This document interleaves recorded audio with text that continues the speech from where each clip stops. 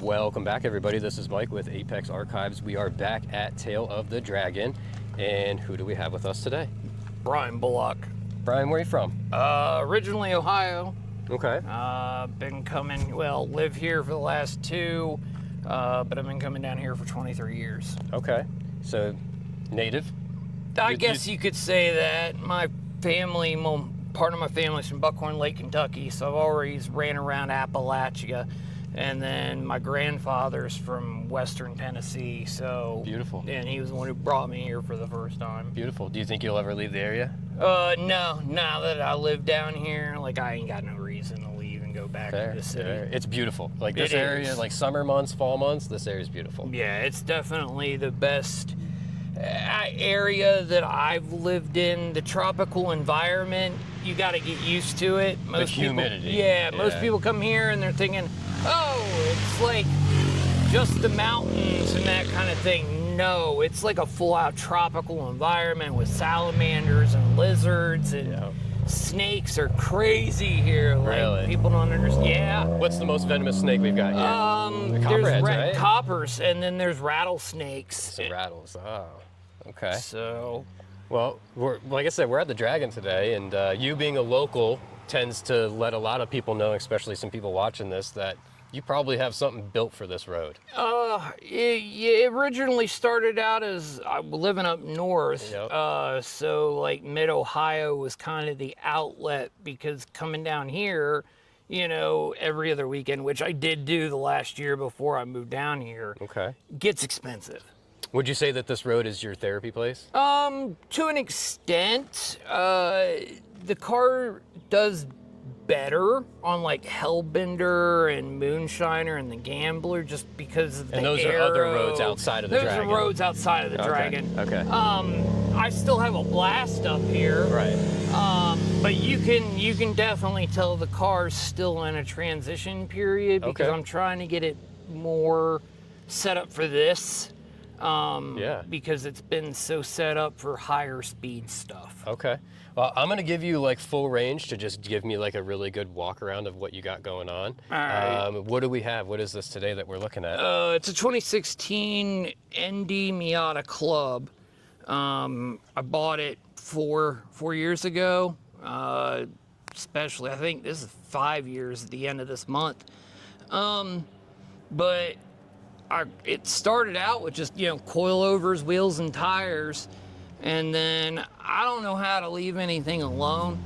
The last car I built turned into a time attack car, and everything I had before that was over the top built. Like, I had a 700 horsepower Talon at one point. So, I started, seeing all these parts for these things and kind of went overboard. What was it that led you to the Miata? So my grandfather had a 99, and that's the original car that I learned how to drive a stick on. It was the first car I autocrossed, road raced, and drove here. Okay. So I tried to buy back his old car, and the guy wouldn't come off of it. And then I found this one, and I was looking at an S2000. Yeah. And found this one at the lot at the same time, and I don't know, just something about it made me want it. I've heard some people say that people that buy Miatas just couldn't afford a 2000, and I'm strongly behind. I've met some people with S2000s that wish they still had a Miata. Right. So, it's same but different. You like what you like, just send it. Enjoy it. At the time, it was still like the great cough era. So like gas prices, car prices, all that stuff was a little up and down. But when I went in, the S2K was 31,000. This was, I think, 27. Okay, 27. Originally. I didn't pay 27 for it. Obviously got it a little lower through finagling, but had to give him a little cash, traded in my truck, that kind of thing. I think the ending of all, I had to finance like 22 grand on it. Okay. And you've got a lot of like aero bits here. Can you let me know a little bit of the inspiration behind that and whether or not what you have is completely functional? So the front end actually is based off the RE kit for the RX-7 that you see in Initial D. Okay.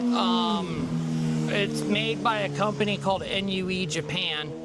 It's all hand-laid fiberglass. You can run the front lip / splitter by itself, or add the canards to make a complete front end kit.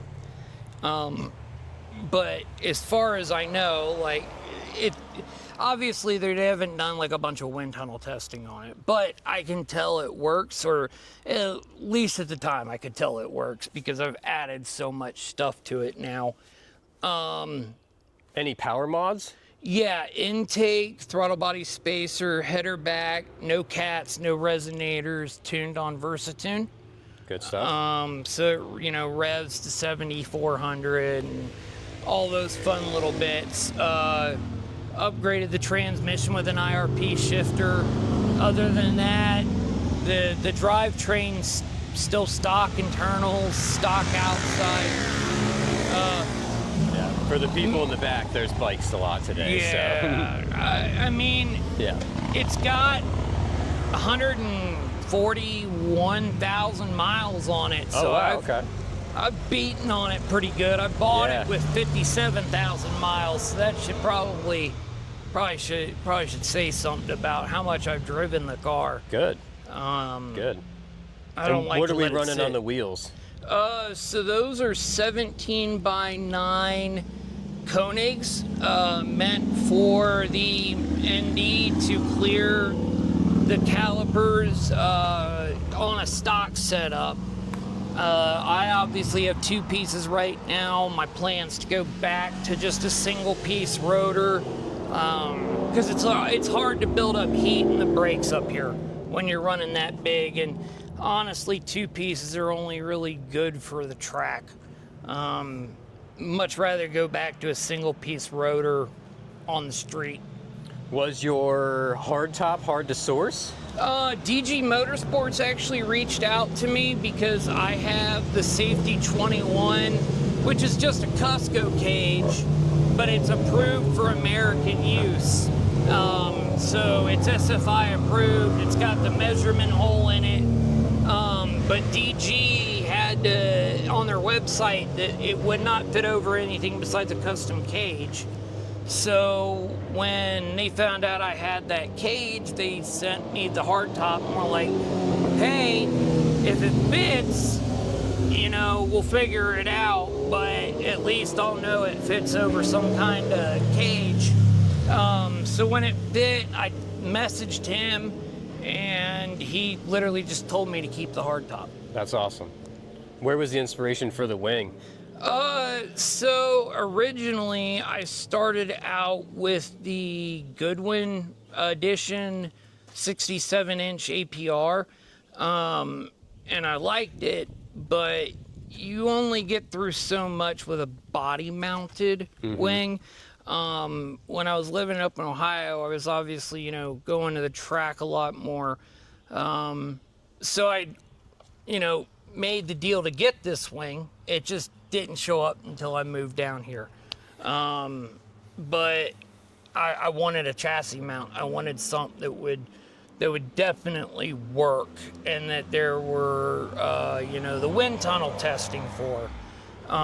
So I went with the 71-inch with a 3/4 inch gurney flap.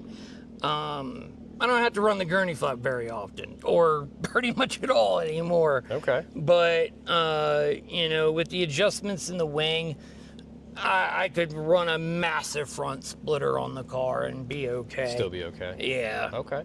And you've ran this road countless times. Right. Okay, so you know it pretty well. Right. Is there any areas of the Dragon that you're like, whoa, this is a little crazy?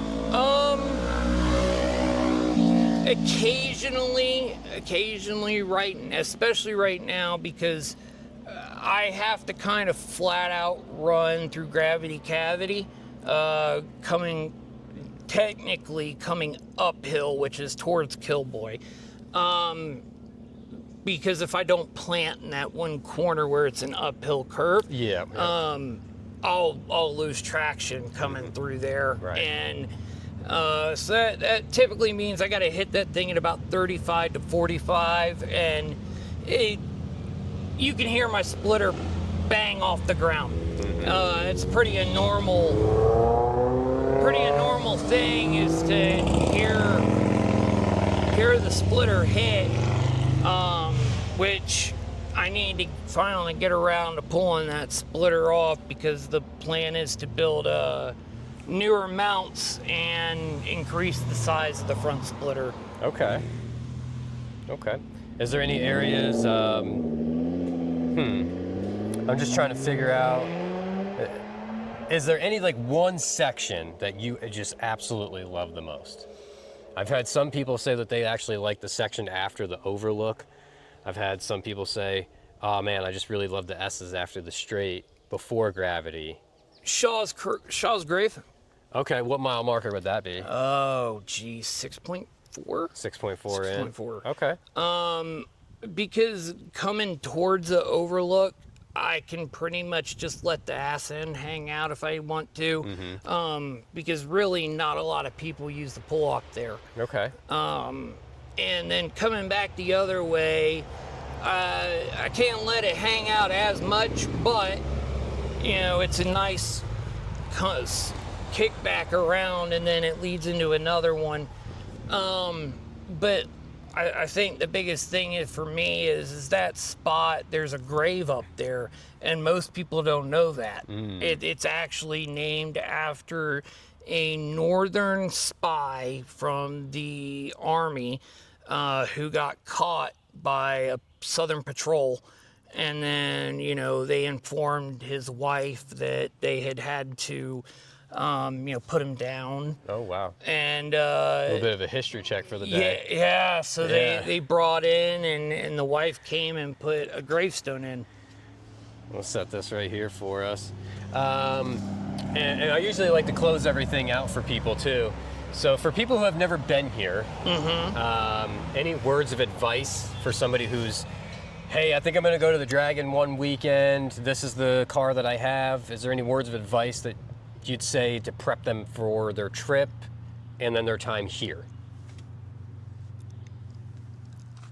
Autocross is the best get ready for the Dragon you can have. Because of just the little sways of the twisties to get to know the car? Right. Okay. And I've always said that the Dragon is just an oversized autocross course. Okay. But it's not a racetrack. It's not a racetrack. Definitely not a racetrack. Definitely not a racetrack. I would definitely say, like, your first time out here, you obviously want to make a pass to check for cops. Just because if you're gonna get a little spirited, you don't really want to get a ticket. The best thing I can suggest is running from Killboys down to the overlook, so that way you know there's no cops coming back. But honestly, like, don't run more than 3 or 4 tenths. Fair. Starting out. Fair. Aero's not going to save you up here, that's for sure. Yeah. So aero is really not something you need to worry about.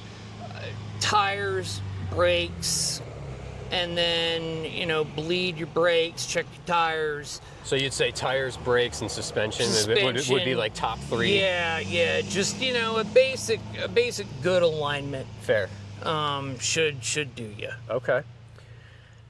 Other than that, you've been here for quite some time. You've ridden the past countless times. Your car's fully spec'd out for it, in your opinion. Right. Would you say anything that there just absolutely wasn't needed on the car? Oh, at this point,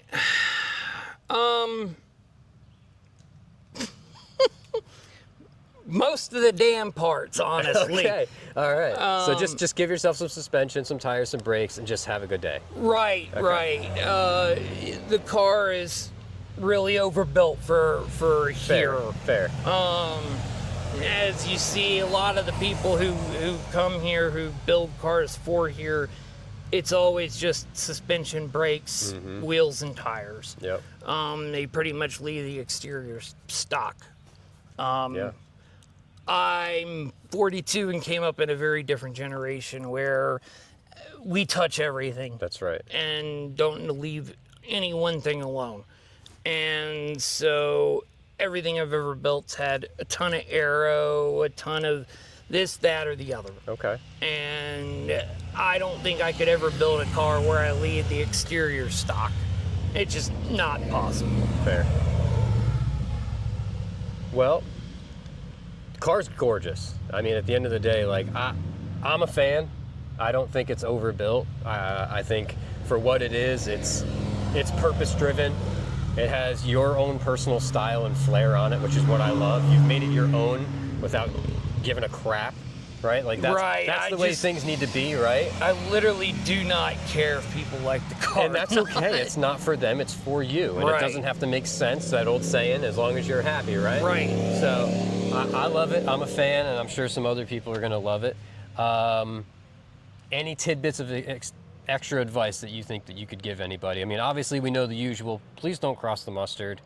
Use the mayo if you need to, but never cross the mustard. And just stay in your lane and have a good time. Follow a local. Follow a local. Follow a local, especially one that you've seen online that you know can drive the road. Okay. And try to learn the line from them. Okay. I think that's totally great sound advice. So thank you so much for your time. No problem. I appreciate it. You and I, of course, are going to link up next time I'm up this way and just obviously do some runs. But I figured for the viewers and people getting to see some cool cars, I thought yours car would have been a perfect specimen for a Miata. Right. So I think the next one I might look at is just something simplistic and stock with a nice little build. But figured we just needed to see your car. So we appreciate you, man. I hope you enjoy the rest of your day, and like, share, subscribe, and all that good jazz. So appreciate you guys.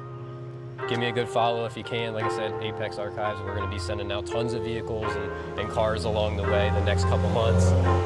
And some of the craziest builds and even some of the most simplistic builds. So if you want to see some cool cars, please shoot me a follow. Have an awesome one. That's sick.